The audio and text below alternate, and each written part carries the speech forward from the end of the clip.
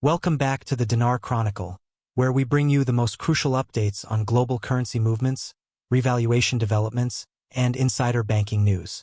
In today's urgent report, we're breaking a story that could signal a historic moment in the global financial landscape. As of this morning, multiple sources across the redemption infrastructure have confirmed that select redemption centers in key regions are now operational and actively processing currency exchanges.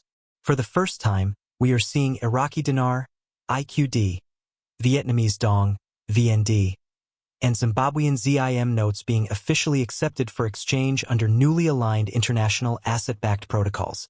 This development follows months of escalating chatter among international finance circles, Tier 4B rumors, and off-record confirmations that something monumental was brewing behind the scenes.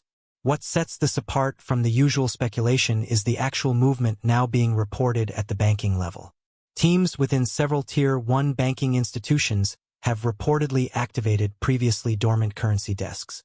These desks are now engaging in private exchanges with clients who were previously vetted and pre-screened through Know Your Customer, KYC, and anti-money laundering, AML, procedures. Sources close to the matter have indicated that the rates being offered for IQD are substantially higher than market value, echoing numbers that many in the currency holder community have anticipated for over a decade.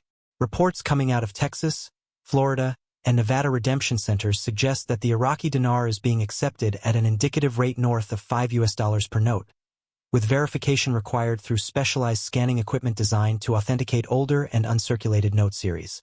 These rates are not yet reflected on Forex charts or retail exchange outlets, which further supports the theory that we are currently in a controlled, non-public release window targeting specific groups. The Vietnamese dong, another heavily discussed currency in revaluation circles, is also now being accepted. The exchange rate being applied for the VND remains more conservative, hovering around the $2 to $2.50 mark depending on the denomination and condition of the notes presented. Redemption center officers are reportedly trained to evaluate not just the face value, but also the serial and issuance series of the notes being submitted. These evaluations play a significant role in determining the applied rate. In some cases, large volume holders of VND are being routed to secondary private exchange rooms for further vetting and to complete necessary non-disclosure agreements prior to finalizing their exchanges. Perhaps the most surprising inclusion in today's report is the ZIM bond notes. Historically regarded as symbolic or collector's items by many in the financial mainstream, the Zimbabwean ZIM is now being recognized by select redemption centers under structured humanitarian and infrastructure-based bond redemption programs. Though the exchange process is notably more complex, involving the submission of a project outline or humanitarian intent form, individuals presenting authentic ZIM notes have reportedly received appointment confirmations and conditional exchange offers. The figures here vary widely, with some clients allegedly being offered conversion credits linked to sovereign wealth trust structures rather than traditional direct cash settlements. We are receiving word that all clients participating in these exchanges are undergoing biometric identification, digital signature verification, and in many cases are required to register on the Quantum Financial System or QFS. This decentralized ledger platform is said to operate in real time, allowing instantaneous validation of fund movement while maintaining enhanced security protocols. The integration of QFS in this exchange process indicates that we may be witnessing the first true application of post-SWIFT financial architecture, replacing the legacy systems that have dominated global banking for over 50 years. Another important point of confirmation comes from within banking liaison offices who have provided documentation showing that central banks in several countries have adjusted their internal ledgers to reflect these updated values, albeit not yet released to the public forex markets. These ledger adjustments, often referred to as pingbacks within internal systems, suggest a soft launch of revaluation mechanisms that have long been theorized by economists studying the global currency reset.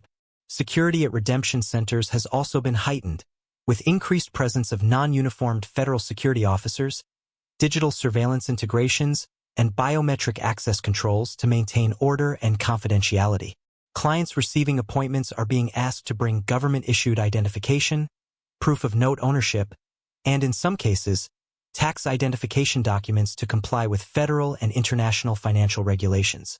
The centers are also reportedly instructing participants to refrain from discussing their appointments or rates publicly, reinforcing the notion that this remains a managed process under non-disclosure governance. It's also important to note that, according to insiders, these exchanges are being processed under temporary liquidity allocation mechanisms, meaning funds disbursed at redemption centers are being held in structured or tiered trust accounts pending full international acknowledgement of the revaluation.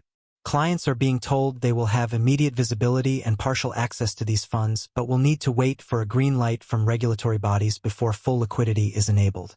This phased approach mirrors what was long predicted in revaluation planning circles as a way to prevent economic shock or sudden inflationary pressures in domestic markets. There are also early signs that sovereign entities, including certain smaller national governments, are actively participating in these exchanges to reallocate reserves and secure gold-backed assets in anticipation of broader economic restructuring.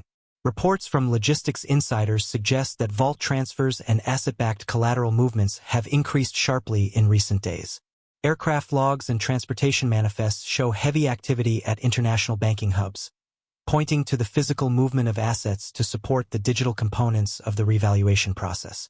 Several unconfirmed reports suggest that key IMF officials and World Bank advisors have been attending private economic roundtables in Switzerland, the UAE, and Singapore, potentially in preparation for a broader international announcement. Although we have yet to see a public-facing statement from any G7 or BRICS country confirming the revaluation, it is widely believed that coordinated disclosure may come once redemption center activity reaches a critical mass.